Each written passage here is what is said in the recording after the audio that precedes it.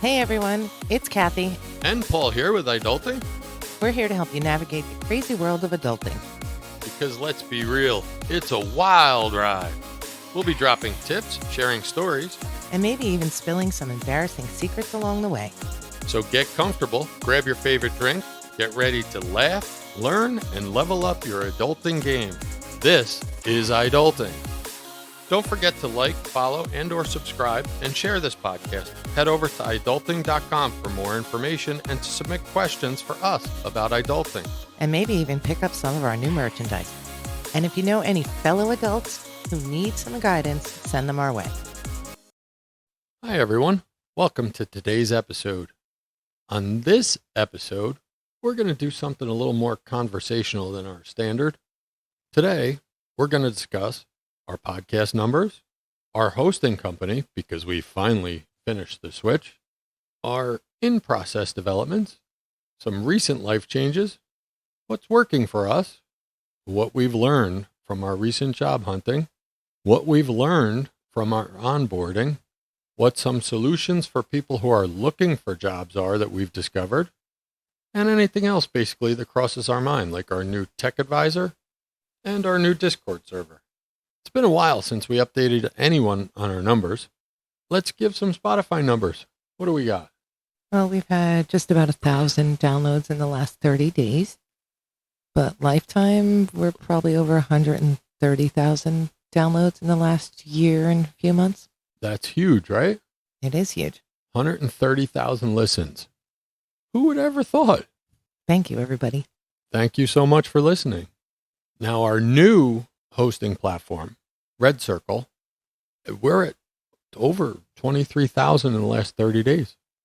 We are. So it's going out to multiple platforms, not just Spotify, which is great. There is a little bit of a little challenge in that Red Circle doesn't automatically post like our old person did to YouTube. So YouTube listeners, subscribers, don't worry, it'll be coming back. We're still learning it and plan on addressing that this week. Our hosting company, Red Circle, what did we learn about it so far? It's a new process. It's similar to how we were hosting before, with a few changes, like not automatically creating a video to upload to YouTube. But that seems to be the only real difference. Besides, we like it. And it's actually, I think it goes out to more locations than we were before. The ad insertion is a little bit different, right? No, it's very similar, believe it or not. They do the automatic pre-podcast roll and post-podcast roll. You can adjust where you want to insert it, so it's pretty good. The description of the podcasts have changed. It used to be that we would post and write a description, and the beginning of the description was always past the title. Now, for some reason, it's just giving the description of the podcast itself. Therefore, I'd like to put forward, we still have some learning to do. We're adjusting to it. But overall, we're here. We like it. We're doing well with it. There is another option to the advertising that we need to investigate called host read ads. Right, where we read the commercials, which are, I don't know, I think it's kind of cool. Speaking of ads, I listened to our last episode and thought we had the coolest commercials ever. What were they? The CIA Mm-hmm. and Planet Fitness. So you can get fit so that you can get your job at the CIA? Exactly. But you can't tell anybody that you have a job at the CIA. So did the commercial really exist? We also have a new analyst to help us drive new developments in tech and interactive domains. And how's he working out? So far, so good. We have a new Discord server that's up and running. Well, not new. We started it months and months and months ago, but we're not really that tech savvy, so it just kind of sat in limbo. He started this week, and it is up, running, and interactive. He gives us very thorough reports. It's nice to see excitement and a different level of understanding, because for us, we're here about getting the episodes out, kind of voicing our opinions on some things. We don't really have an understanding of how much of the background works, but our tech advisor sure does. Recently, I've had a big life change. You guys, I'm no stranger about things. I retired from the firehouse in 2021. I recently retired from University Hospital, but it was my April 1st is the date, right? Mm-hmm. Therefore, that makes me a re-retired person, and now I'm working another full-time career, which I've dubbed Chapter 3. I also started a new job. My company that I was working for went out of business, so it was a hot minute and back to work I went. My new job, there's some changes in the wind. I'm not quite sure. There's so much learning. I'm not going to divulge the employer at this point. I don't even know what the policies are there. It is private versus largely government is what I've done in the past. Very, very, did I mention, very different culture. In a good way. Not that there is anything wrong with the culture from where I came from, but it's different. It's a new language, new manners, everything's kind of new. My dress is new. I have to wear business casual to suits. I don't know how to do that well. I'm learning. Thankfully, I have an adult child or an adult who's very good at it and has been helping me out. Like today, we just had a conversation about how I could keep a suit in the office, and that hadn't even crossed my mind, really. One of the biggest things I'm trying to find in this new role, because it's a new role to me in a new culture for a new employer, I don't know what I don't know. Does that make sense? I guess you're just plugging away, and it was really a fast onboarding, not the onboarding itself, but the transition from the old person to you went pretty quickly, and there's a lot going on. And I am a little bit concerned about the Easter eggs, I call them. I won't really have a handle on this. I'm thinking truly for the first year, because the type of job it is, things can pop up on the calendar that I didn't even know were supposed to be on the calendar, but I'm going to surf it out. The best part of my new situation is my new commute. My job at University Hospital would often take me an hour and a half, an hour and 45 minutes to get in, and then the reverse of that to get home. In my new commute, and I'd like to talk about that a little bit more later, it's 17 to 20 minutes on country roads.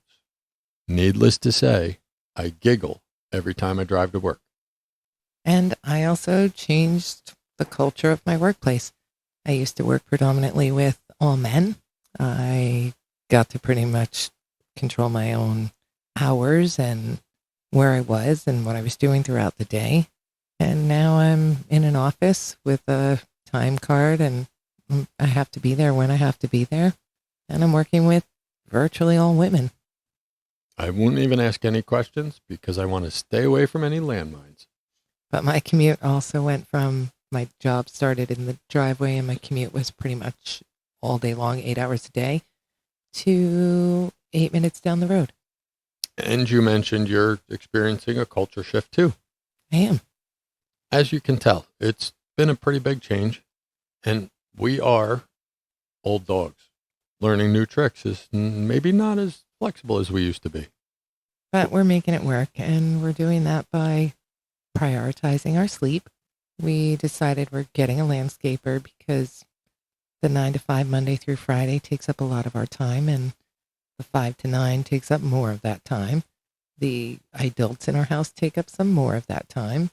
The in-laws, the child that lives away from us, it all takes time during the week, and we'd like to be able to relax a little bit on the weekends. Not to mention, all of these shifts are taking their toll on us. It's taken us a little bit longer than we thought it would to adjust to these new roles. Yep. And more work means more money, and more money means more savings. So that's a win because we won't be working and saving forever. Let's talk about that and tie that back to the podcast. We've talked about the importance of savings. We have the opportunity. Well, I don't want to call it the opportunity. The ability. We're making the opportunity to pay ourselves 10% first here. We talked about it in the budgeting episode. We've talked about it in other episodes, just life episodes. Savings and paying yourself first is really important. The mechanism we're using to do it is both through the employer-provided retirement plans, which I always did. It was a pretty hefty percentage in the firehouse and at university. I've already set that up at my new employer. And in addition, we'll be taking 10% of our take-home pay and transferring it immediately into savings. Unless it doesn't work, then I'll transfer it back. Just saying. It is taking some time for us to adjust. It's just, I believe it's not a physical exhaustion, but a mental exhaustion. We're both learning new jobs, new careers, new rules, new parameters, new information, and we're not 20 anymore. I got more brains in this little finger than I do in my whole head, and it's showing. I come home and should be energized. Comparatively, my commute used to take, no exaggeration, an hour and a half to an hour and 45 minutes. I would get home done, but I'm getting home after my 17-minute commute and just really done. And I think you're right. I think it has a lot to do with the mental adjustment to the new job. Now, what have we learned from this transition, how we got here? Holy cannoli. Adults, I'm sorry you're living this life out there sometimes. Applying for the job, getting the job, filling out all this stuff. Not easy, for sure. Not anything we didn't understand, sure. Plug in name goes here type of stuff. But wow, is the process very different than when we were young and doing this. Yeah, and when we applied for jobs, there were paper applications. You would walk in, get one, fill it out, bring it back. You saw the people that were potentially going to be your coworkers or your bosses. And if they didn't hire you, they would call you and tell you, sorry, we filled the position with someone else. Now I feel bad for you guys. You fill out 100 applications online and you get a response from 2. They just ghost everyone. I don't think it's acceptable. I don't think it's professional. And I don't like the whole idea. They should at least send a generic email. You didn't get the job. And when you're dealing with Xers like us, we'll ghost you back. Take that. One of the things that I did and you did getting these positions is we used our networks. We did. I applied for jobs and got ghosted like you guys are, and I feel bad. But the job I actually am in, I happen to be there and just said in person, are you looking for any help? And they were. That's how I got the job. My job came about because you were looking for a job and saw my job. And I said, this looks like the perfect job for you. You should apply. But instead, the first thing I did is went to people I knew that worked at that organization and made sure the path was clear. I said to them, who's this written for? Who's in line? Whose apple cart am I going to tip over? Turned out one of the best conversations I've had in a long time because it truly was an opening. I applied, and by those network outreaches, there were people looking for my application to arrive by the time it arrived. So it's important to do more than just drop a resume or application. And I'm going to give you another just added on story. One of our adults was looking for a job and had been at a job fair. After the job fair, she went out to grab something to eat and happened to hear someone talking about needing help. She overheard it, turned around and said, well, I have my resume with me. She's starting now. Lesson learned. She also said at the job fair that the recruiters were saying that people that are making this person-to-person contact, in addition to submission of resumes, are doing better than people that are just submitting resumes. Now, once you guys get a job, depends on where you're working, but the whole process of being hired after they think they want you is very time consuming and frustrating. I, for example, spent about 35, maybe 40 hours between submissions, doing little tasks, background research on the new employer and the new job. That doesn't count the back and forth with the background check verification service. Holy moly. If you get yourself in an employer where they're using those, a couple things I'll say. One, only submit what's required for the job at that point, because whoever they are, wherever they are, it didn't go smoothly, we'll say. And keep documents. Make yourselves a folder. Put a copy of your driver's license, your social security card, your birth certificate, all just copies so that you have it. Mark it right on the front, job application process or verification forms. Keep a copy of your high school diploma. Keep a copy of your college diploma. Keep a copy of your medical records, whatever it is you need that you're going to need to get this job, because it's a little crazy. My job has something to do with healthcare. I needed to verify my childhood immunizations. Which doesn't sound hard because you guys are young, but we had to find documents from 45, 50 years ago. And a card filled out by your parents, which was commonplace when I was in young person pants, isn't verification of a vaccination. I was actually told to reach out to the doctor because he would have a copy. My pediatrician was in his 60s when I was 6 months. And now I'm in the process of getting immunizations again. And they couldn't verify my high school diploma because they were searching me by my married name. Fun. 3 weeks. It postponed my job hiring 3 weeks because somebody on the other end, who's probably an AI, didn't have the sense to realize I'm married with children and took my husband's name, even though I kind of gave my maiden name in the application. They just didn't put it together, and it took a really long time, and it just put me at a standstill. So, like I said, keep a folder full of documents, all the things that you're going to need to get hired. I had one come back, and it was stuck in the portal. They wanted me to verify a 25-year-old job for an employer who has since closed, and the supervisor is long time retired, for a part-time, like 4-hour-a-week teaching gig. I still know the guy and could have, but that prevented me from listing my fire career in their verification process. That's the first part of this problem. Then my onboarder, as I was getting closer to my actual first day, calls and says, "Hey, weren't you a firefighter?" And I went, "Yeah." And she said, "Why didn't you submit that?" And I said, "Because and I won't say the company's name, but the portal wouldn't let me because I couldn't get past the 4-hour-a-week, 20-year-old part-time gig." So keep documents is what we're saying. Write everything down. Keep a pay stub, something that you can verify that you had previous employment if you need to. Your, milestones in life, your graduations and all that stuff, your driver's license, ID. Just make yourself a little folder and tuck it in a file somewhere to make it easier for you. While going through this process, also keep your recruiter and your onboarder updated via email. Don't kill them. Don't go over the top. What I was doing is dropping a every couple day email. This is where I am. It helps keep you on the top of their very tall pile of stuff to do. And it lets them know that you care about the job. It just paves your way.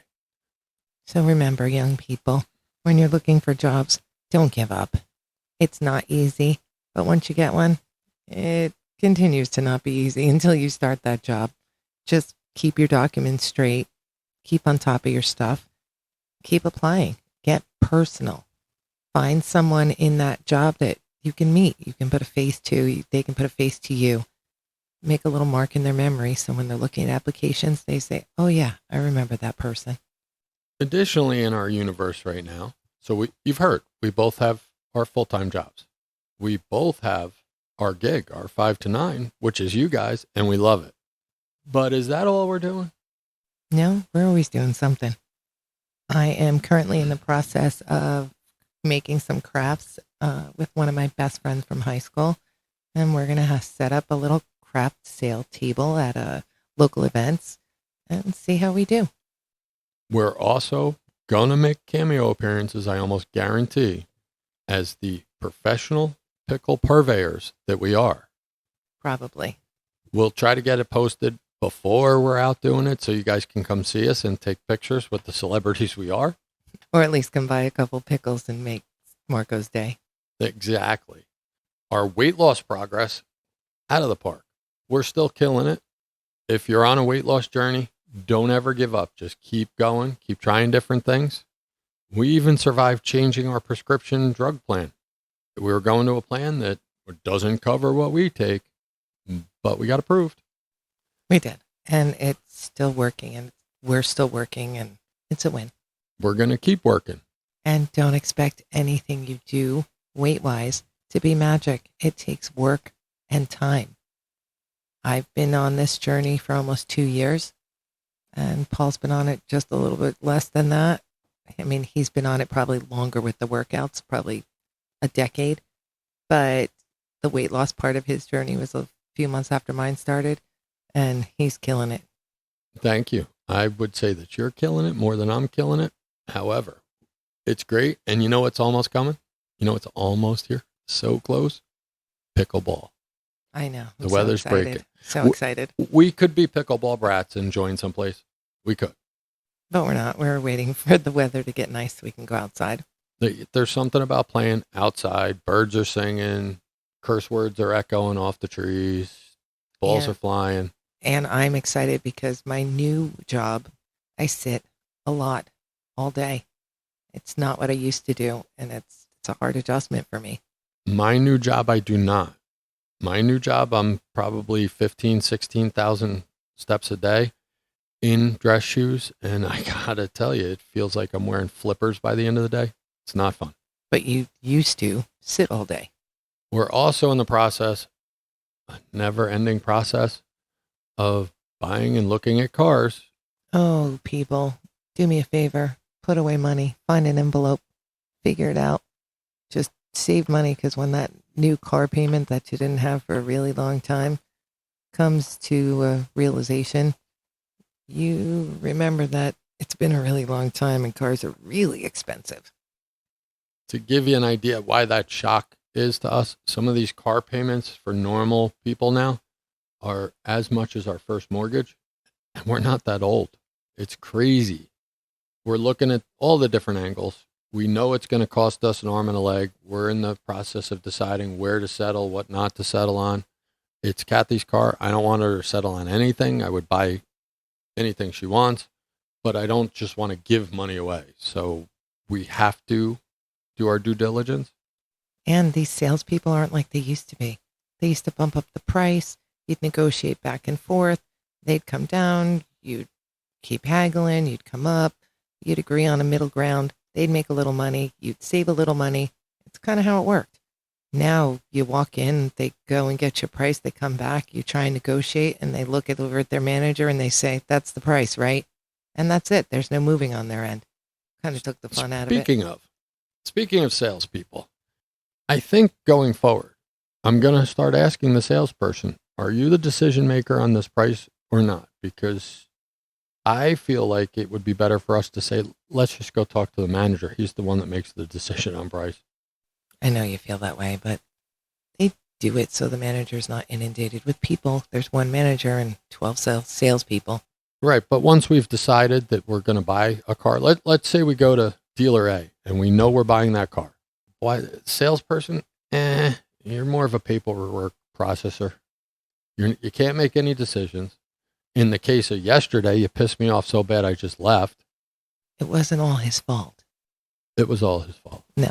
Yes. No. Yep. No. That's basically all. I mean, it's a lot that's going on. One of the other things about cars, we've discovered this in the last year or so. If you can get a warranty, you're going to want it. You don't have to buy it right when you're buying the car. You can buy it later. You can buy it after you've purchased the car. You can buy it 2 years after you purchase the car. So don't feel pressured into buying an expensive warranty from a dealer. This can tie back to personal finance too. Make sure you have an emergency fund, because what used to be a $100 fix is now $1,000. The steering on the Kia costs us $2,400, and we had no choice if we wanted to steer. And when you're looking for a car, always weigh your needs and your wants. If you're in a position to get everything you want, good for you. But if you're not, make sure you get the things you need. I think what you need is a car that's reliable, that gets you to and from the places you need to go to, like your job. The older I get, the more I need the heated seat. It's not about heat. It's about, getting the cramps out after walking around all day. I think your needs are becoming your wants. Your wants are becoming your needs. Thank you so much for listening. And again, we appreciate all of you for listening. And our numbers, we are proud to say those numbers are climbing. And thank you so much. Please feel free to give out how to get to us and share the word. Our tech advisor would appreciate it. We would appreciate it. Check out adulting.com in the Discord server. It's live. I don't even know what that means, to be honest. All right, so we got a skadoodle. Have a good one. Be safe. Just remember, you've got this, adults. Keep your head up, your spirits high, and keep adulting with us. Go forth and conquer the world, or at least your to-do list. And don't forget to like, follow, and or subscribe. Tell your friends, share the podcast, and head over to adulting.com for more information and to connect with us. See you on the next episode. Be safe.